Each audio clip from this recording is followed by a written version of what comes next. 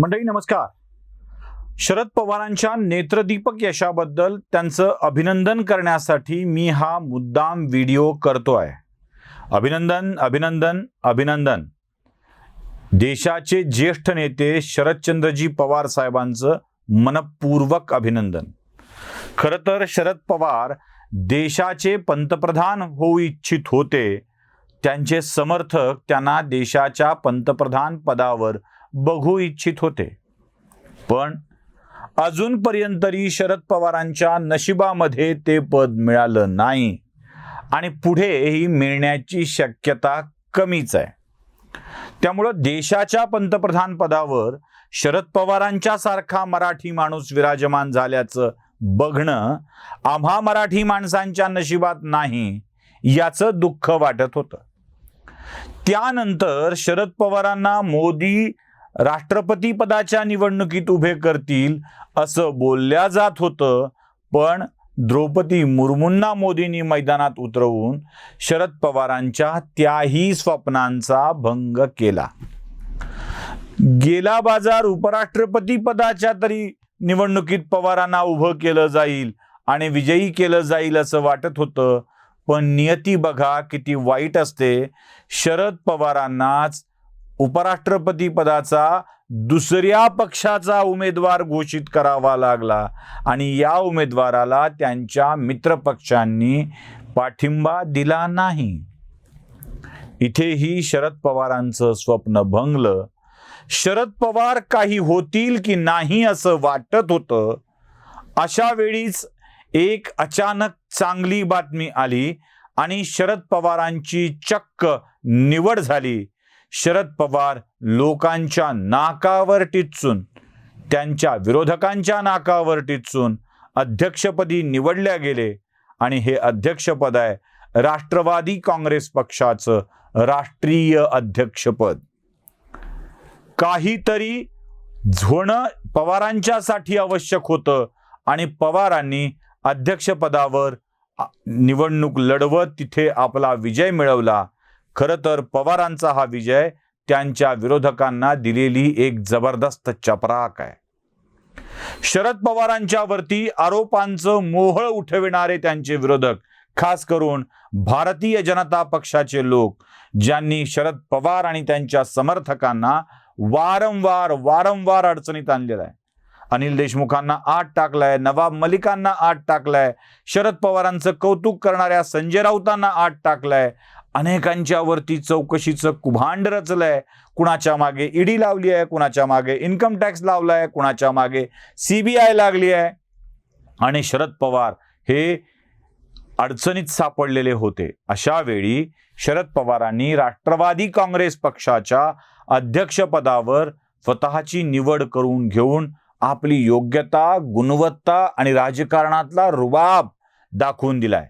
अहो, किती राष्ट्रवादी काँग्रेस पक्षाचे पवार अध्यक्ष होतील की नाही ही शंका वाटत होती. माझ्यासारखे कित्येक जण, तर माझ्यासारखे मूर्ख असतात या जगामध्ये, असे कित्येक जण तर चर्चा करत होते की राष्ट्रवादी काँग्रेस पक्षाची अवस्था जनता दलासारखी होणार आहे.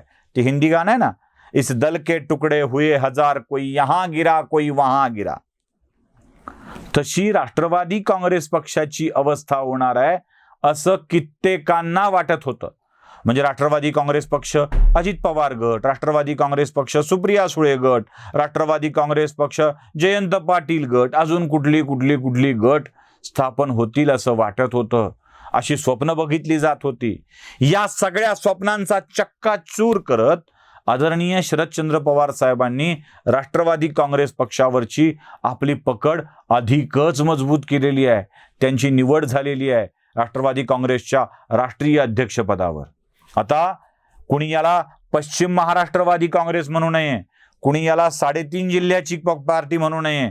आता शरद पवारांच्या नेतृत्वामध्ये राष्ट्रवादी काँग्रेस पक्ष संपूर्ण राष्ट्रीय स्तरावर तर झळकला आहेच आहे. म्हणजे तेलंगणाच्या मुख्यमंत्र्यांना जवळ केलं गेलंय, बंगालच्या मुख्यमंत्र्यांना जवळ केलं गेलंय, दिल्ली आणि पंजाबच्या मुख्यमंत्र्यांना जवळ केलं गेलंय. त्यामुळे राष्ट्रीय स्तरावरती या पक्षाची प्रतिमा तो उजळून आलेली आहेच आहे. पण त्यानंतर आता शरद पवारांचा पक्ष हा आंतरराष्ट्रीय स्तरावरती व्यापक होऊ लागलेला आहे. म्हणजे पवारांचं मार्गदर्शन आता श्रीलंकेत घेतलं जाईल तिथली व्यवस्था सुधारण्यासाठी, तिथली शेती सुधारण्यासाठी. म्हणजे इव्हन आता जे ब्रिटनमध्ये प्रॉब्लेम झाला आहे तिथे सुद्धा शरद पवारांचं मार्गदर्शन घेतलं जाईल की राजाने कारभार कसा करावा, पंतप्रधानांनी कसा कारभार करावा. म्हणजे हे खूप छान घडलेलं आहे की शरद पवारांची निवड पुन्हा एकदा राष्ट्रीय अध्यक्षपदावर झालेली आहे. उगाच आपण काँग्रेसला म्हणत होतो की तुम्हाला गांधीशिवाय कोणी सापडत नाही. खरं तर योग्य आहे. काँग्रेसचा हा संस्कार शरद पवारांच्या संस्कारातून आलेला आहे की काय असा प्रश्न मला पडतो. म्हणजे दुसऱ्या कोणाच्या तरी हाती पक्ष द्यायचा आणि त्या पक्षाला खिळखिळ करायचं. म्हणजे बघा ना तुम्ही, म्हणजे गांधी सोडून काँग्रेस पक्ष नरसिंहरावांच्या हातामध्ये गेला, सीताराम केसरींच्या हातामध्ये गेला, तेव्हा पक्ष असा वाईट अवस्थेमध्ये गेलेला होता.